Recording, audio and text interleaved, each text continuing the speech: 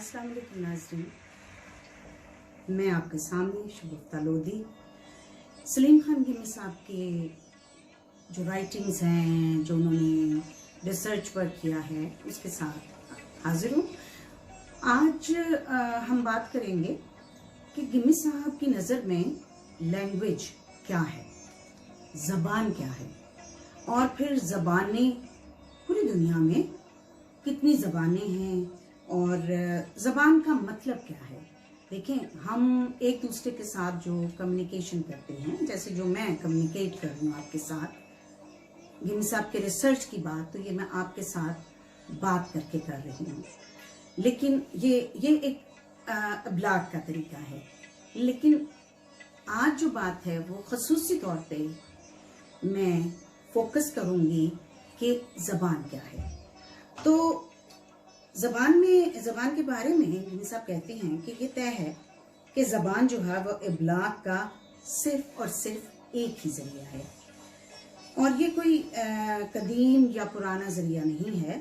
ज़बान बुनियादी तौर पर इंसान की इजाद है और ज़रूरत इजाद की माँ होती है। इंसान को ज़रूरत थी, इसलिए उसने ज़बान इजाद कर ली कि वो एक दूसरे से गपशप करे, प्यार से मोहब्बत का काम ले, या फिर लड़ाई झगड़ा भी हो सकता है। इब्लाग तो ज़बान से पहले भी था। ज़बान के मुकाबले में इब्लाग के गैर लिसानी ज़राए कहीं ज़्यादा पुराने हैं। मसलन वो कह रही हैं कि अगर बादल गरजता है तो इसका मतलब ये ठहरा कि तूफान आएगा या बारिश होने वाली है। तो अगर एक शख्स ने स्याह शलवार कमीज पहनी है या कोई स्याह चादर ओढ़ी है, तो इससे जाहिर ये होता है कि या वो सोगवार है या वो कोई मलंग मस्त या फकीर आदमी है।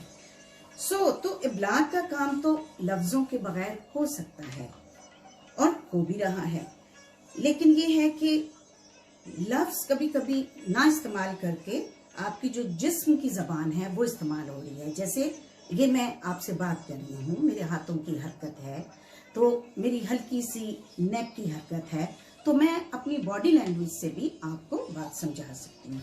यानी एक पैगाम को दूसरे पैगाम तक पहुँचाने के लिए हम ये कर सकते हैं।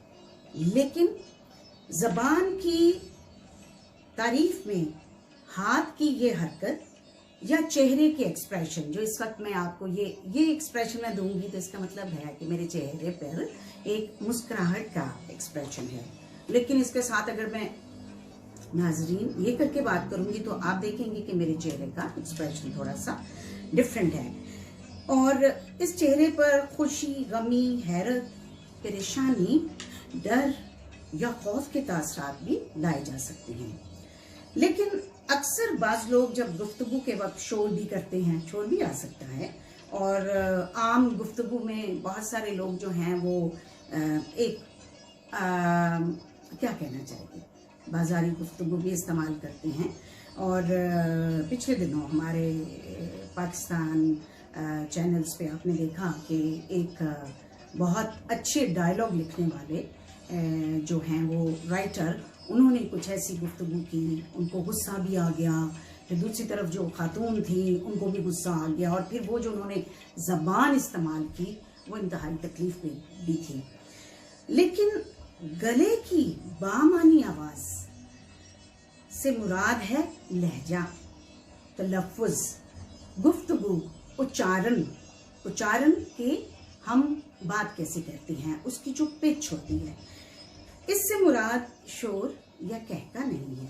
शोर और कहके में पैगाम और इब्लाग तो है, लेकिन उसमें ज़बान नहीं होगी, क्योंकि ज़बान सिर्फ हरूफ और अल्फाज के इस्तेमाल से होती है। अगर हरूफ और अल्फाज में बेतरतीबी आ जाए तो मानी और पैगाम जो है वो एकदम से उलझ कर रह जाते हैं।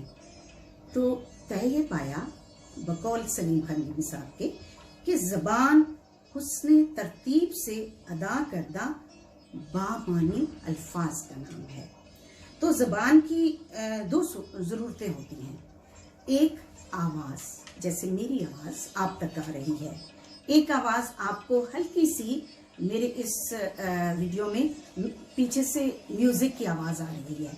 इसी तरह से एक आवाज, और दूसरी बात है ख्यालात। जैसे जो ख्याल गिमी साहब ने जबान की रिसर्च करके पहुंचाया और वो मैं आप तक पहुंचा रही हूँ। यहाँ पे एक बहुत ही दिलचस्प बात की है। उन्होंने बहुत रिसर्च की और ये पूरी वर्ल्ड की जबानों के बारे में उन्होंने बात की। Overall it is about international languages. वो ये कहती हैं कि जबानों के बहुत से कुंबे हैं, और जबानों के कुंबे जो हैं दुनिया भर में रवायती तौर पर मानते हैं ज्यादातर लोग कि ये 8 हैं, लेकिन दरअसल गिमी साहब के हिसाब से वो 12 हैं। और आगे फिर वो ये भी हमें उन्होंने बताया है अपनी रिसर्च में कि वो 12 कुंबे कौन से हैं। पहला है जी मंडारी कुंबा। ये मंडारी कुंबा जो है ये है मंडा कबीले की जबानें, मसलन संथाली, जो कि खास तौर पे भारत में इस्तेमाल होती हैं। दूसरा वो कहती हैं दरावड़ी कुंबा। ये दरावड़ कबीले की जबानें हैं, मसलन ब्राह्वी, जो कि पाकिस्तान में इस्तेमाल होती हैं। तीसरा वो कहती हैं हिंद यूरोपी कुंबा, जो कि आर्या खाना बदोश तारीख के मुख्तलिफ अदवार में हिंदुस्तान आए, फिर वहां से वो यूरोप चले गए, इसलिए ये जबानों का ये कुंबा सबसे बड़ा है। और इस कुंबे की चंद मशहूर जबानें भला कौन सी हैं? अंग्रेजी, फारसी, संस्कृत वगैरह। फिर वो चौथे नंबर पे कहती हैं सामी, सीन अलिफ सा मीम छोटी है, सामी कुंबा। ये वो कुंबा है जिसमें हजरत साम की औलाद शामिल है, यानी अरबी। और फिर वो कहती हैं 5वें नंबर पे आती है ऑस्ट्रक कुंबा। ऑस्ट्रक कुंबा जो है ये ऑस्ट्रेलिया में बोली जाने वाली हबशियों की जबानों के बारे में है। और ये जबानें वैसे आहिस्ता आहिस्ता खत्म हो गई हैं। एक जबान थी तस्मानी, वो मर चुकी है, और जो तरक्की होती गई तो ये जबानें जो हैं वो नापैद होती गई। और छठी जो जबान के बारे में उन्होंने बताया वो है तिब्बत चीनी कुंबा। ये वो जबानें हैं जो तिब्बत से लेकर बर्मा और चीन में बसने वाले लोग इस्तेमाल करते हैं। और बल्तिस्तान में भी बोली जाने वाली जबान जो बल्ती है वो इसी कुंबे की से ताल्लुक रखती है। और 7वें नंबर पे कहते हैं अमरीकी हबशी, यानी अमीर इंडियन कुंबा। ये वो जबानें हैं जो दरअसल बोलियां हैं, और ये बोलियां जो हैं क्योंकि इन जबानों में अदब तहरीर नहीं हुआ, तो ये अमेरिका में बसने वाले इंडियन लोगों की बोलियां हैं जो कि ख़त्म हो गई हैं। और 8वें नंबर पे वो कहते हैं मलाई बोली नेसी कुंबा। ये वो जबानें हैं जो मलाया में और पोलिनेशिया के इलाकों में बोली जाती हैं, और एक जबान का नाम इनमें मले या मलाई भी है। 9वें नंबर पे वो कहते हैं यूरानी कुंबा। इस कुंबे की सारी जबानें जो हैं ये शुमाली यूरोप में यूराल के इलाके में बोली जाती हैं, जैसे कि हंगरी वगैरह में जो जबानें बोली जाती हैं वो सारी की सारी यूराली कुंबे से ताल्लुक रखती हैं। 10वें नंबर पे वो कहते हैं अल्ताई कुंबा। इस कुंबे की जबानें वस्ती एशिया में बोली जाती हैं, मसलन तातारी और मंगोली जबानें। 11वें नंबर पे वो कहते हैं नबतो कुंबा। जबानों और बोलियों का ये कुंबा अफ्रीका में पाया जाता है, और कैमरून और कीनिया के जनूब में जो भी बोली जाने वाली जबानें हैं वो इस कुंबे से ताल्लुक रखती हैं। और अफ्रीका में और भी सैकड़ों जबानें और बोलियां हैं, कुछ खत्म हो गई हैं, कुछ खत्म हो रही हैं, और सबसे ताकतवर ग्रुप जो है वो सुडानी है। और उसके बाद बुश में हॉट टॉट ग्रुप है जिससे मकबूल जबान सोआहली है। और आखिरी जबान जो 12 नंबर पे है, जो कि उन्होंने कहा कि 12 जबानों के कुंबे हैं, वो है दर्दी कुंबा। इस कुंबे की जबानें पाकिस्तान के शुमाली इलाका जात यानी कोहिस्तान और दर्दिस्तान में बोली जाती हैं, और मसलन शीना वगैरह।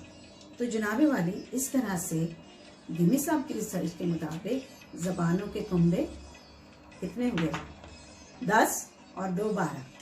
तो जनाबेला देखिए कितनी इंटरेस्टिंग नॉलेज और कितना इंटरेस्टिंग रिसर्च वर्क गिमी साहब ने किया है। और उनके और भी बहुत सारी लैंग्वेज के से रेफरेंस से बहुत कुछ उन्होंने काम किया। हम आपको इसी तरह कभी कभी छोटे छोटे चैन सुनाते रहेंगे। इजाज़त दीजिए, खुदा हाफिज़।